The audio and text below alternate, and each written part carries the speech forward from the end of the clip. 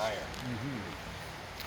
They built a kiln and they tried processing it, they tried smelting it, and it just wasn't producing good iron. And the Chester Iron Company, their records are in Springfield because the Ames Manufacturing Company is there. And I've looked through their records before, and the Chester Iron Company was right on the verge of bankruptcy because they spent all this money to dig into the earth, dig this black rock out, and it was not producing anything for them. Anytime there was a big hole in the ground back then, geologists would come because it was very labor intensive to dig a hole in the ground. So if it was there, it would attract geologists.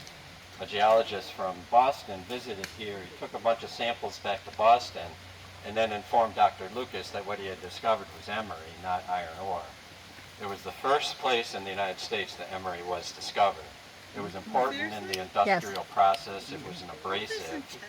Yes. And he convinced Dr. Lucas that this was going to be worth more to him than the iron ore that he thought he had created. So the Chester Iron Company was disbanded, and the Chester Emery Company was founded with the exact same investors.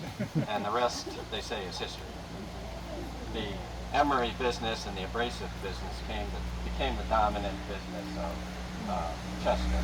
And the first mill they built was at this location. It was a little bit more downstream, and James could tell you that there's an emery mine right behind us, and that's probably what that slag pile is a result of. They would drag it down the hill, and the stuff that they didn't want, they would leave there.